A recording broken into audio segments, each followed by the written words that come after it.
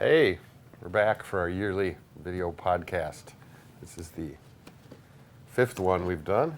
It is the 2014 recap of the seasonal limited edition field notes that we produced. We're a little late with it. Lately, online, we've been getting a little guff that every time we have a new edition, we tease it by saying, we've been working really hard on it. You guys aren't going to believe how awesome it is, and we think you're really going to like it.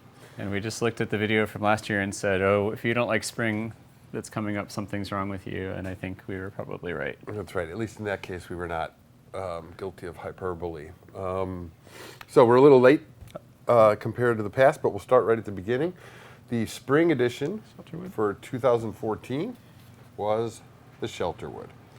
It is a 3-pack of wood books, like all paper's made of wood, but these covers are actually wood. Bryan, tell us a little about the process of making a wood cover for The process mostly involved driving to Wisconsin 100 times in the snow. The Graphic Wood Technologies, who makes the wood material we used for the cover, it's a very thin laminate that's bound to paper. So we went up there to make a film, and they were great to work with. It's a really neat substance. It's just amazing. Every book is different. You see from sheet to sheet, there's just different texture from the wood. It's actually cherry. Yeah, it's cherry that's been cut into a very thin slice, basically, and that's glued to wood. But it's if you haven't seen that video, it's a neat process to watch. It was a lot of fun going up there. Steve and I are up there filming at Graphic Wood Technologies in Spooner, Wisconsin, which is way the heck up there. And it was, I think it was January, maybe early February. They had 2-3 feet of snow, a lot. And Steve, rather than staying in town at the hotel that was across the street from the wood laminate factory, he wanted to get a cabin out by the lake. So we're in this cabin that had a driveway, like a 45-degree driveway coming out of it. I don't know. Steve took probably a half hour to dig out of there, and then we got stuck a few other times. So See what you do for field notes. I know the things we go through. They had used this product in a number of different applications, but we were the first ones to ever do them as sort of stationary notebooks at scale, to do as many as we did. One of my favorite things is, if you get into the details, is that the white ink, the way that it sits on the wood, is a little bit translucent, sort of like paint on an old fence. Yeah, like whitewash or something, right? You want to talk about the interior a little bit, too? Sure. It's there's craft bound to the inside on the cover with green ink, the white ink on the outside. The interior paper is Finch, but it's a different Finch than we usually use. It's a 70-pound soft white, so it's a little off-white with green rules. 48 pages like usual. We use copper staples just because we thought that went nicely with the wood. Is that the first one to use copper? That might be. That's the first. We used. Yeah, I think it was. We used gold for the. What did we use in America the Beautiful? Oh no, we did use copper. Yeah, that was copper too. So this was the second time we used copper. Yeah. Yep. They were, until very recently, they were the best-selling, and by that I mean quickest-selling, seasonal limited edition. I think they're going to be surpassed by the current spring offering called Two Rivers, which we'll talk to you about in a year. We'll get to that in a moment. Yeah. In a year. At the same time that we did that, we also produced Shelterwood's little brother, which is just a straight-up cherry wood graph paper 3-pack that has become a regular part of our craft line. So these are available. They don't have that alternate Finch paper on the inside. They're graph paper, and the text is black. The logo type is black, but those are a current part of the line. So that was spring 2014. And Shelterwood's long gone, but we've still got the cherry. Yeah, they sold out quickly. So after that, I'm going to say that I think that of all the years, there's a lot of editions that are my favorites that are spread through the whole 25 of them that we've done, or 26 of them now. But I think for a full year, I think 2014 was in many ways our most successful production year, because we did a big variety of different techniques and printing and different styles, and each of which found their fans. Yeah, and they're all pretty popular. They're Yep. pretty good. So in the summer, we did make a big change, and we came up with arts and sciences. And for the first literally time, big. Literally big. For the first time ever, we made our seasonal release a different size. And that divided people. A little bit, yeah. People loved it, but some people didn't like how it didn't fit in their collecting box. I suppose after, this was 23, so we had done 22 in the same size, and then without warning anybody, we all of a sudden did 23 in a different size. Well, we had a lot of requests for a bigger size too, Yeah. so it wasn't like... And maybe it'll turn into a regular part of our line too Yep. at some point, or at least the size, not necessarily arts and sciences. You want to talk about this? Sure. It came with cool little This was... buttons too. Aaron designed these great little Right. icon sets. It was a 2-pack because of the bigger paper, and there were 64 pages per book, so it was kind of more paper in the book. So there was the arts was the burgundy cover with the arts logo on the back. Science it had a sort of DNA and asteroids kind of logo on the back. Microscopes. The gray is called charcoal. It was Nina, right? Yeah. Mohawk. I'm sorry, geez. Sorry. Mohawk. Mohawk 110 urban gray, antique vellum, and the burgundy was called chili, 110-pound Mohawk loop chili, with silver printing on the inside and outside, And it was debossed logo. Debossed, yeah. And Steve and I spent a lot of time writing all this information in here. Since we had a lot more space to fill on the inside, we kind of went in a different direction with that. Instead of practical applications, there's just a lot of useful information. The sciences version has periodic table and the electromagnetic spectrum, Pythagorean theorem, things like that. And then the art sciences, or the arts version has story structure, art movements, brush types, poetic meter, proofreading symbols, things like that. So that was a lot of fun. That was a pretty big writing project, a little more writing than we usually do for it. Yeah, the production was pretty straightforward. Yeah, but otherwise, except for yeah. the size. Yep. Amid all of this other scientific information on the science book of arts and sciences, Professor Bob McNeese, a physics professor from Loyola, provided us with this.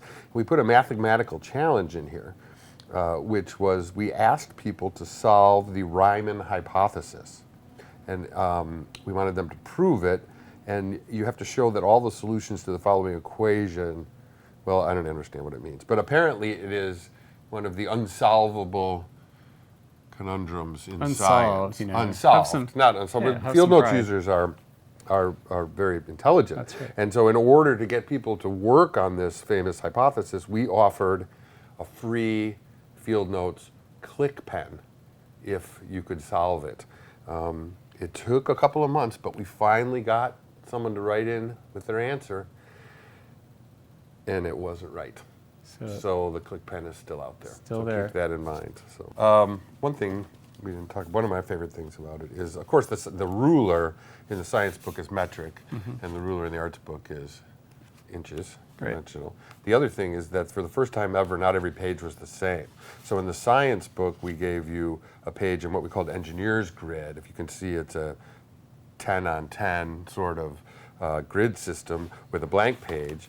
And for you arty types, we gave you a new ruled set on the right and another blank page, so you could draw a picture of a flower and write a poem about it or whatever you wanted. So arts and sciences, that was spring 2014, and there's some funny films that go with that one too. Yeah, It's not a making of, it's more of a goofy, series thematic of sort of thing. different takes on arts and science ideas. Well then, Brian, what did we do in the fall of 2014? Fall was number 24. That was Unexposed, which came in a blank box. We sort of stole that idea from a lot of popular, like Japanese vinyl figures and other toys and Lego and does Legos, that series baseball of card sort of blinds. things coming in like a mystery package, so you don't really know what you're going to get. So we never actually announced when we put them on sale what was in here. No one had any idea, but what it was we did 6 different color books of Dayglow with contrasting Dayglow ink for the text. And these were randomly mixed inside each package. So there were 3 books in each package and in random order, so you could get any 3. So if you ordered 2 packs, you might get all 6, or you might get... we sort of rigged it a little bit on our end to make sure you didn't get 2 of the same kit, just because we could keep track of that. But we tried to make sure you got a pretty good mix, but you never really knew what was going to be in each package. So that turned into kind of a fun thing with the collectors. All tried to get their full set, so they were trading. I got 3 greens and I didn't get a purple. So that was a little extra fun for them. For 6 different colors, there's 20 possible combinations Right. of colors in any pack. So you get a 5% when you order one pack, you get a 5% chance of getting each of the 20 combinations in there. Yeah, and I think people had their favorite colors and things too. So some people were kind of trying to hoard a bunch of one color and get rid of other colors. I know a lot of the ladies liked the pink because we had never done a pink book before, so that sort of that was a popular And some one. of the dudes too. I like the pink. Right. It's very nice. We did a lot of experimentation with paper stock and ink in order to try to get the brightest possible day glow on there. We also did the reticle graph in Yeah, those. reticle graph like we'd done in the Night Sky. Yes, sorry. The idea was that it's so black, and that when you open it up, it just these colors in there just popped at you. Also, there's a really nice pattern that we did, like almost like a security pattern on the inside of the sheath or envelope or whatever you want to call it. I would like to give shout out to Mr. Nick Campbell, who on a bike ride on the south part of the Lakeshore Trail came up with the name. We had the idea, we had everything done, we were ready to go to production, we had everything but the name, and I bounced the idea off Nick, and he came up with Unexposed. So we'll give him credit for that, and I think we gave him a free 3-pack as well. So if you name one of our versions, that's kind of a rule. You get a free 3-pack. Free 3-pack. So. Yeah, but it was the day glow colors were fun. It was hard to print just because the contrast between the colors was so hard that we had to kind of mess around. Some of them got a double hit of the color, some didn't, depending on kind of what worked best. Some of the colors really pretty much hurt your eyes when you look at the insides. There's some pretty jarring contradictions in color here, but I like them a lot. There's also a soft touch varnish like we had on the Drink Local. On the Drink Local, so it's sort of the same finish as that. So they wear nicely. They kind of get dulled out, and since the ink is colored on white paper, when they get worn out, you kind of maybe get a little bit of a white patina on there when the ink wears off if you really hack at it for a while. So. And if you have like a little room in your house where you have black lights and Jimi Hendrix posters, they're totally awesome. Yeah, they look good in a black light. It was funny when we went to the press check, the pink ones were on press, and when you looked across the this huge print shop, like a giant warehouse kind of building, and there was just like this pink light radiating from the from the press. There was so much pink going on. And those sold great. Yeah, so, they sold out. A month or two ago, Yeah, they're gone. Totally they're gone.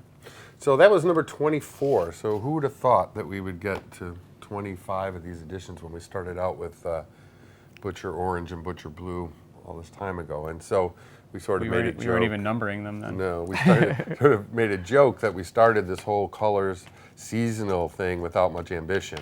And so for the winter edition, our 25th edition, we did the Ambition edition, which is on the top of my, maybe not the very top of my personal favorites, but it's top 5 anyhow. Yeah, so that was a lot of fun to do.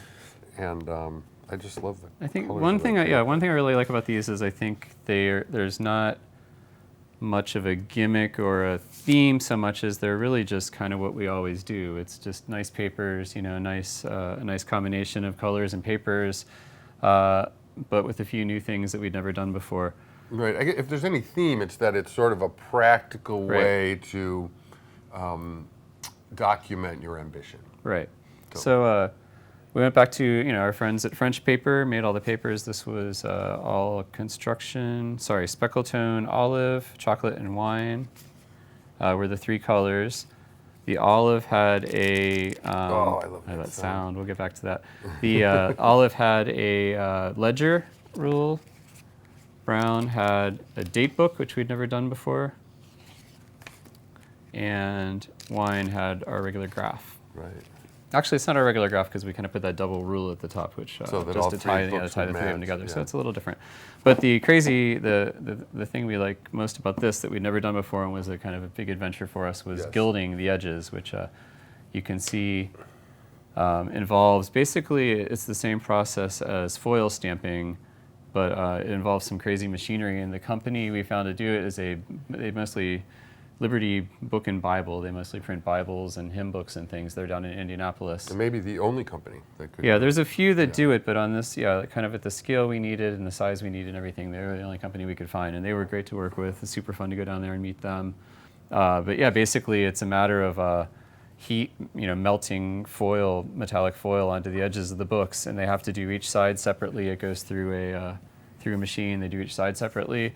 Then they round the corners, and the round corning machine also has another section where they round the corner, then it raises up, and then they melt that foil to the corners. So that's five kind of little steps to get that gilding like on there. 5 passes Yeah. for each one. Yeah. And there's some of that in the video, the production video.